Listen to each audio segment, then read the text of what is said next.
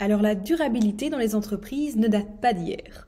On peut dire que la notion de développement durable remonte même à 1987, lorsque la Commission mondiale sur l'environnement et le développement, baptisée Commission Brundtland, a publié un rapport intitulé « Notre avenir à tous ».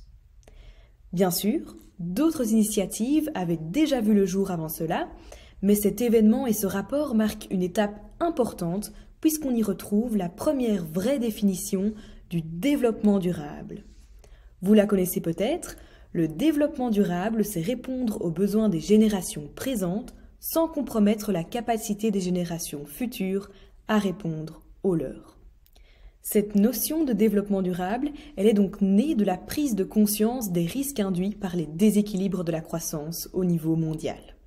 À la suite de cet événement, le développement durable s'est forcément répandu dans le monde de l'entreprise.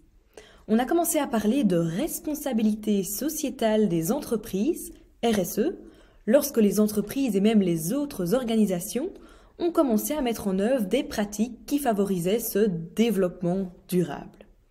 De manière plus formelle, la RSE est définie par la Commission européenne comme l'intégration volontaire par les entreprises de préoccupations sociales et environnementales à leurs activités commerciales et à leurs relations avec les parties prenantes.